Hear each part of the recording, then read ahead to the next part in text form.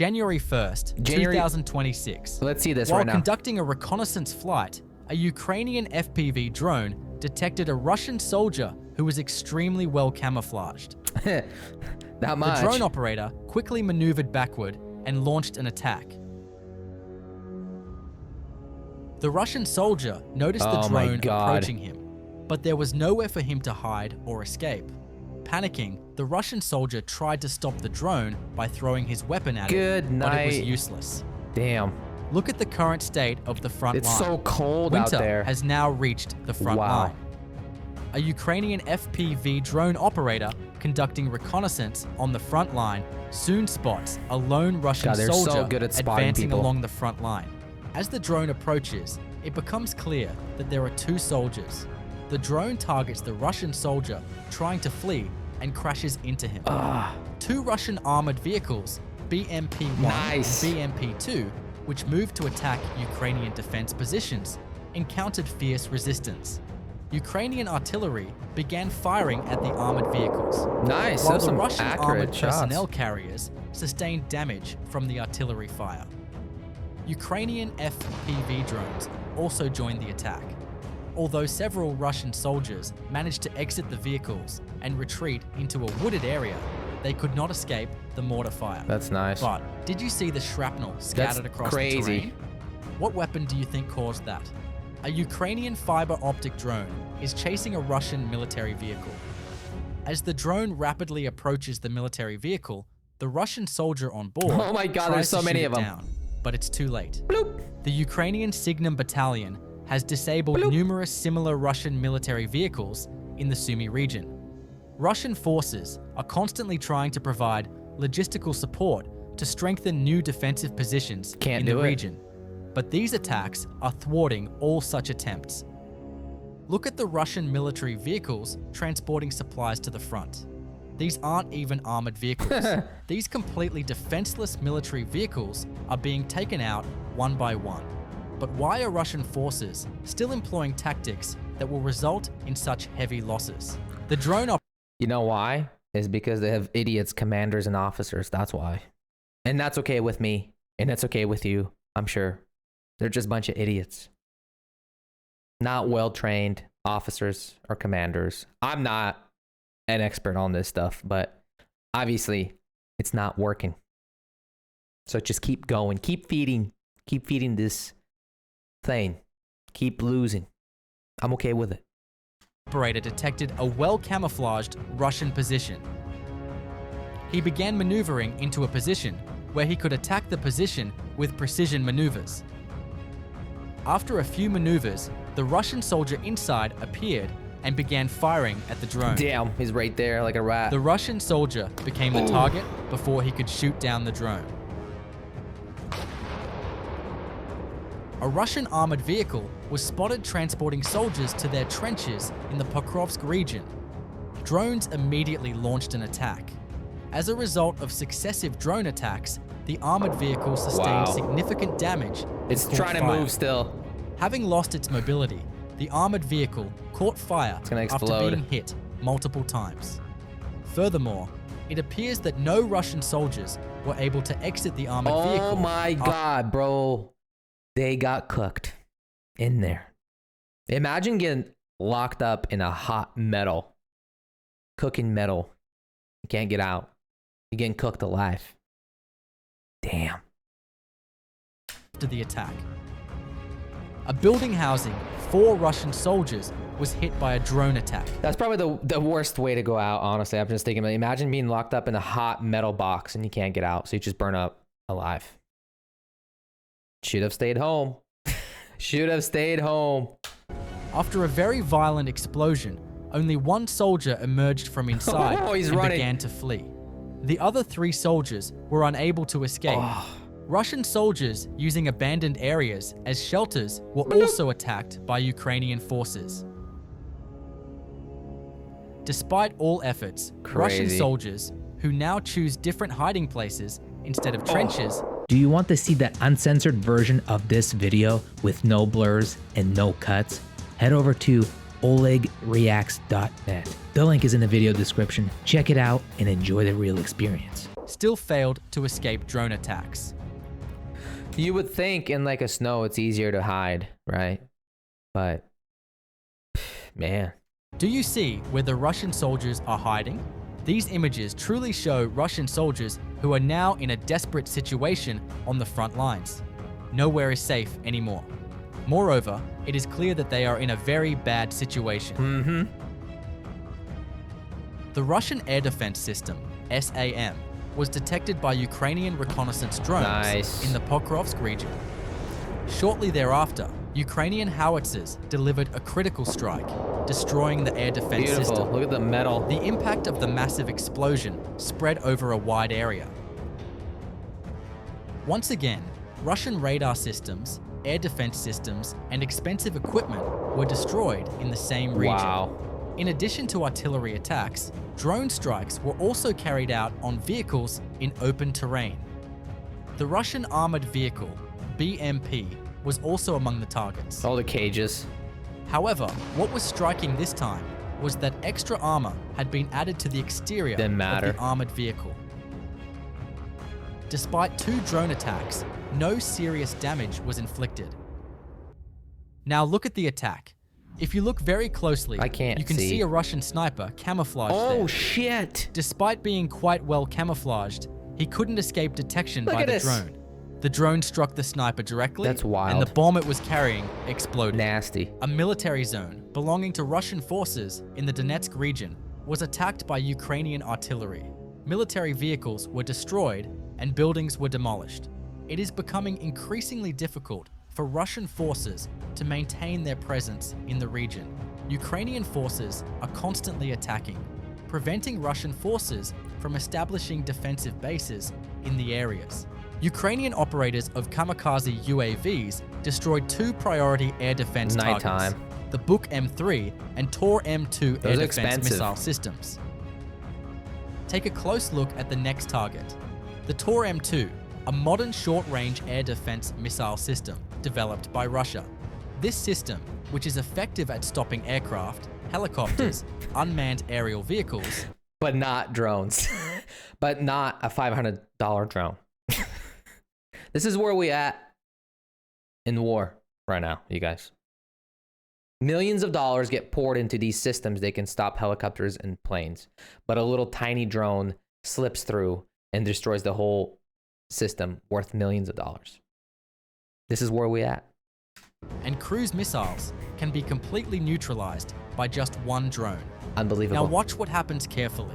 Ukrainian soldiers moving to return to their positions in the direction of Pokrovsk suddenly encountered a Russian FPV drone attack. Let's see. Here, the Russian FPV drone began approaching the soldiers. And the Ukrainian soldiers immediately went on the defensive.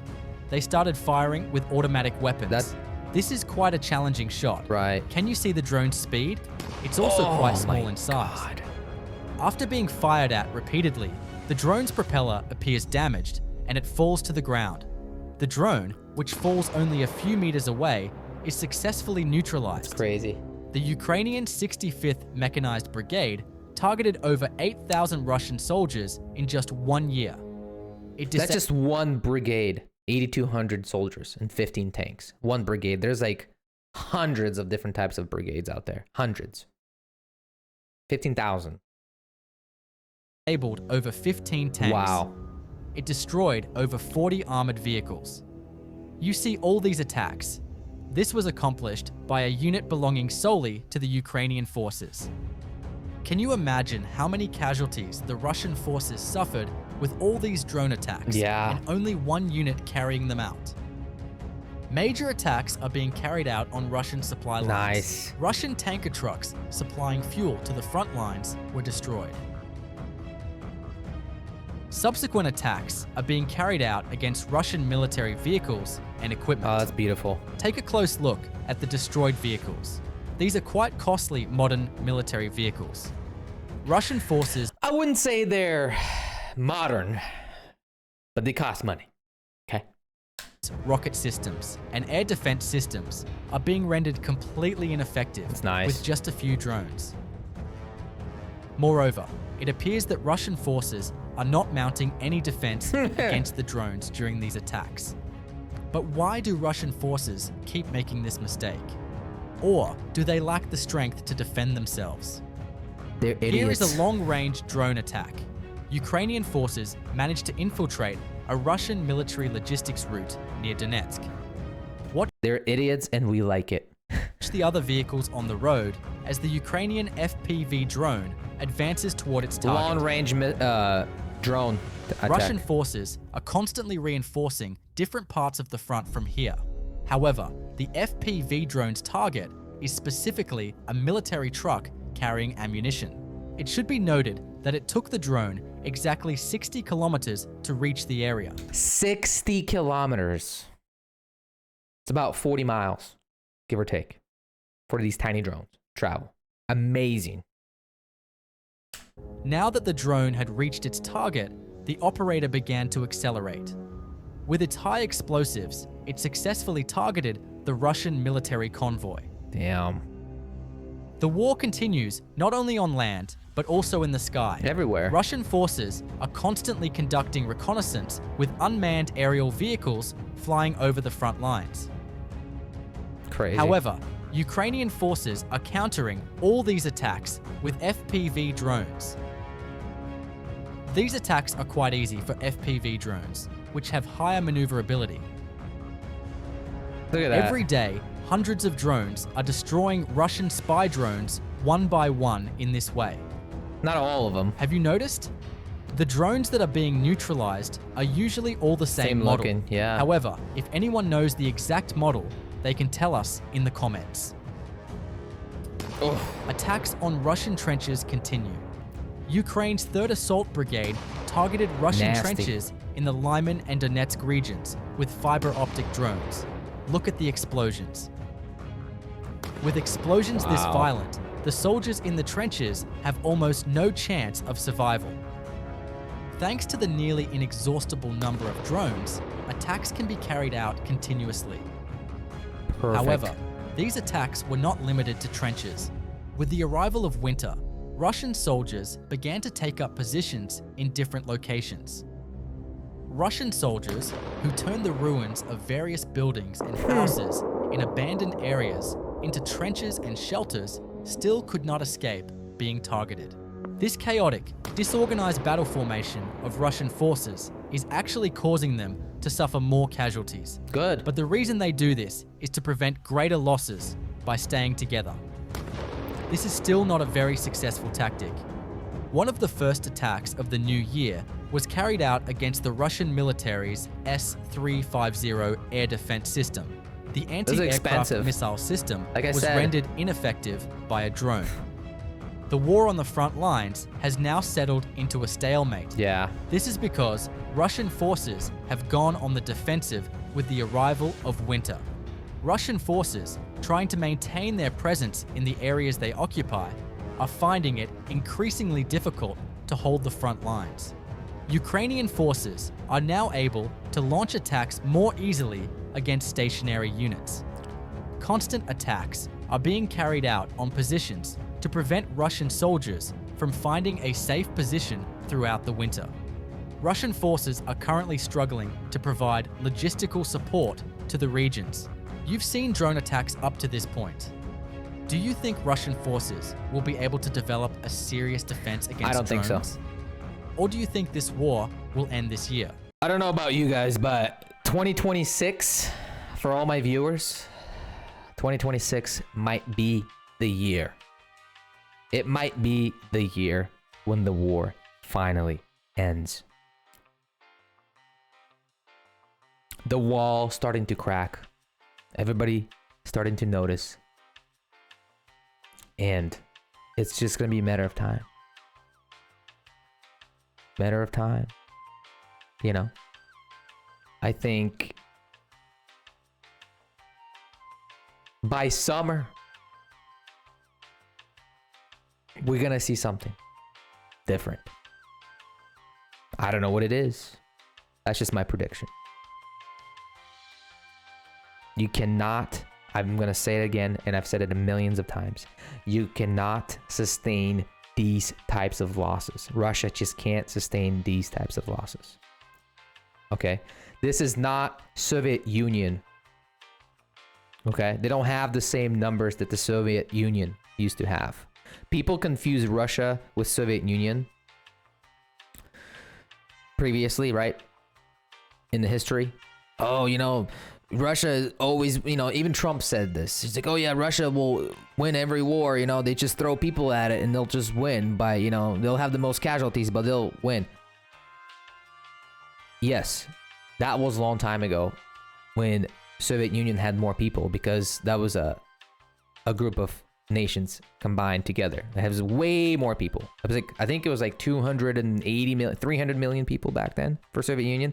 Now it's down to 140 million people, just Russia. And now 1 million men, Russian men, have died or are wounded. And they're out of order. They can't go back to the war.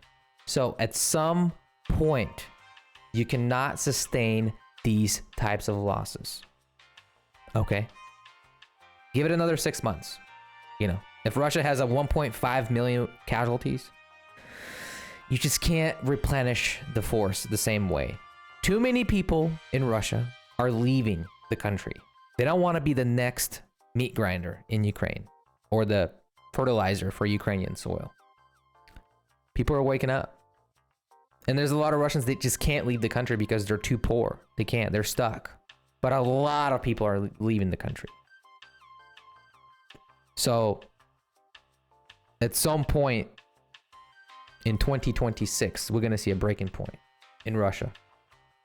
And it's going to be a beautiful day for everybody. Thank you for watching. Підпишіться безкоштовно. Subscribe, it's free. Like the video, it doesn't cost any money. And we'll see you guys next time. До побачення.